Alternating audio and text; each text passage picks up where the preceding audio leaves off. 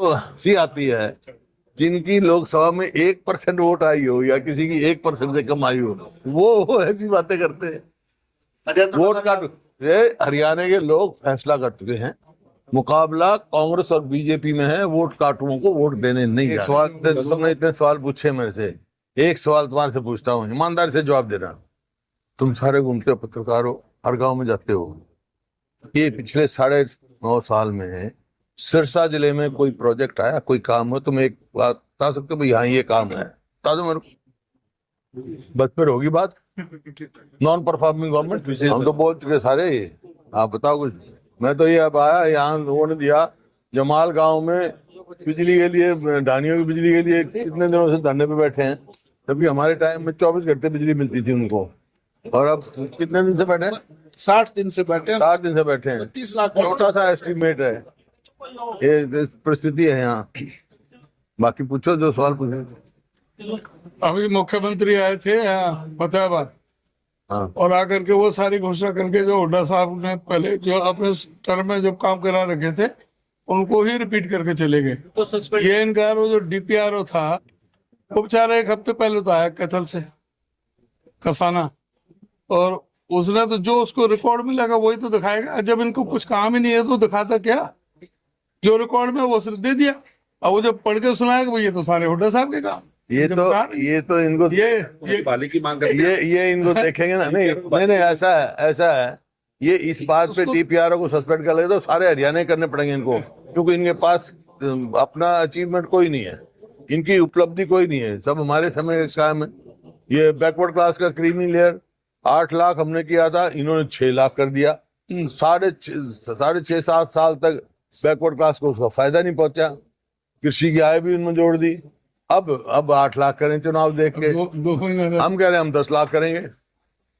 साहब आज भगवत मान भी रैली कर रहे हैं दवाली में, पहले इंडिया गठबंधन का हिस्सा थी आम आदमी पार्टी, अब आपको क्या लग रहा है कि हरियाणा में कैपेबल है? ऐसा है, केंद्र की जहाँ तक सवाल है वहाँ आज भी गठबंधन है हमारा, आम आदमी पार्टी से, समाजवादी से भी है, वो इंडिया अलायंस है। प्रदेश स्तर पे किसी से कोई अलायंस। आगे कुछ संभावनाएं हैं? कांग्रेस हाइपोथेटिकल सवाल है, मैंने कहा प्रदेश कांग्रेस खुद में सक्षम है। साहब 9.5 साल तक कोई घोषणा की नहीं की, अब नायब सिंह सैनी यू टर्न लेके सारी घोषणाएं लगातार हो रही। कुछ क्यों करना, कुछ नहीं क्या, कुछ नहीं करना, कुछ नहीं, घोषणा कर रहे हैं। सब लोगों को पता है, अभी कुछ करने लोग समझ चुके हैं कि हरियाणा जो प्रति व्यक्ति आय, प्रति व्यक्ति निवेश, और उसमें नंबर 1 था, आज बेरोजगारी में नंबर 1 हो गया, आज असुरक्षित प्रदेश डिक्लेयर हो गया। ये अचीवमेंट है इनकी, तो इनकी अपनी उपलब्धि तो है नहीं कुछ। इन्होंने सामांगो यात्रा में कितने जिले कवर कर लिए आपने? सामांगो यात्रा में कितने जिले कवर कर लिए? नहीं तो यात्रा चल रही है, वो अध्यक्ष जी बताएंगे। हमारा तो जो है धन्यवाद, उसमें एक आज ये है, एक रिवाड़ी रह गया, एक पलवल, और बाकी सारे जिले कवर कर लिए मैंने और अध्यक्ष जी ने। ईडी का खतरा सता रहा है आपको क्या? किस चीज का? ईडी ऐसे परिवार में पैदा नहीं हुआ। कुछ कांग्रेस के विधायकों को ईडी का रेड हुआ थोड़े दिन पहले। कोई बात नहीं, हमारे को इस देश की उस पे जुडिशरी पे पूरा भरोसा है।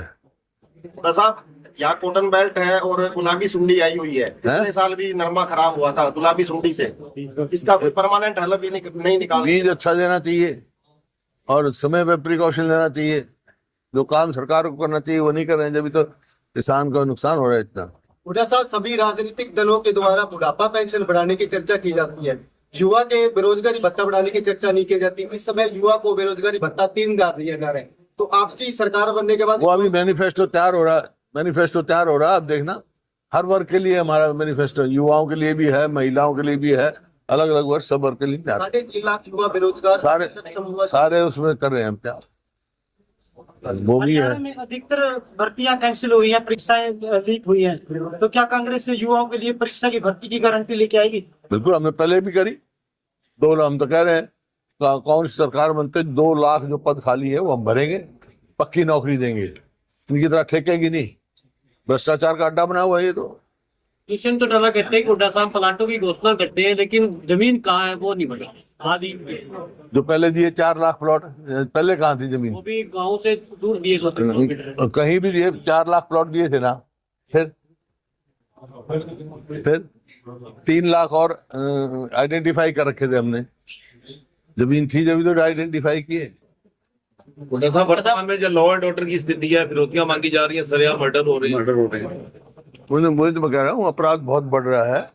और ये मैं नहीं कह रहा, सोशल प्रोग्रेसिव इंडेक्स है सेंटर की, वो है उसने हरियाणा को असुरक्षित डिक्लेयर करा है पूरे देश में। हरियाणा असुरक्षित प्रदेश।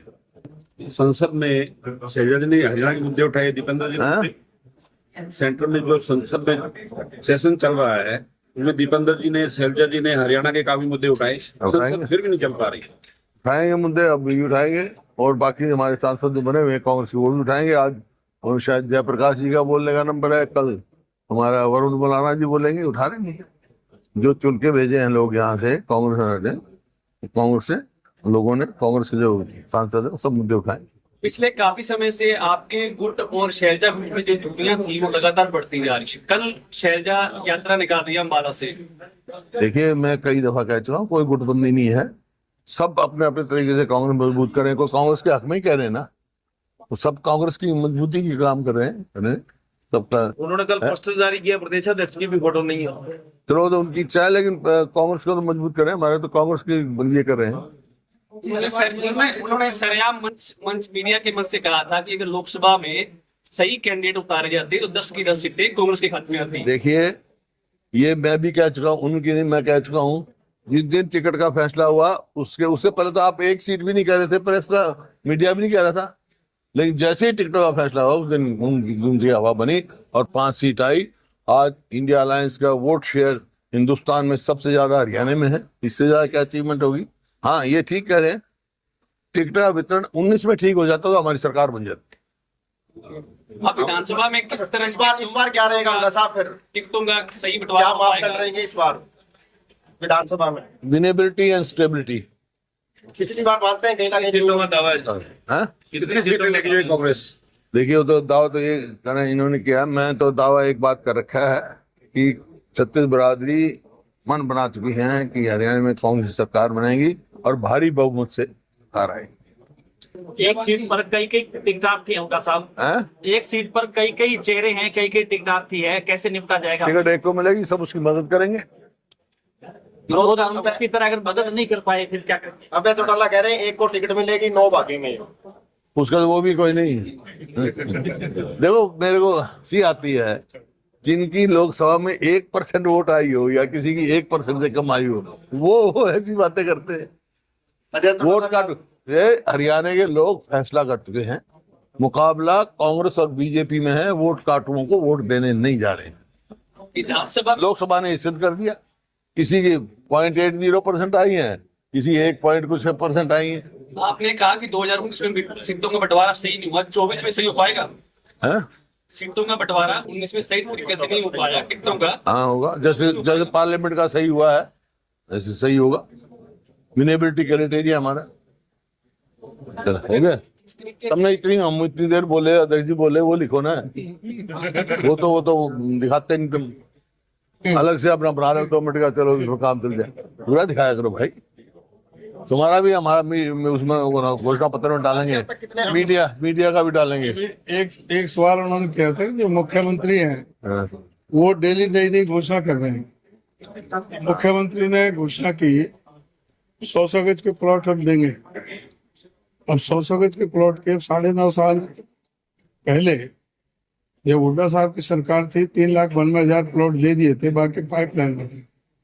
इन्होंने आते ही पहला कदम ये उठाया, जो मीटिंग हुई थी, क्योंकि वो प्लॉट दिए जाने थे गरीबों को, ज्यादातर उसमें SC और BC के लोग थे, लैंडलेस थे, BPL कार्ड धारक थे, उनको वो प्लॉट दिए जाने थे।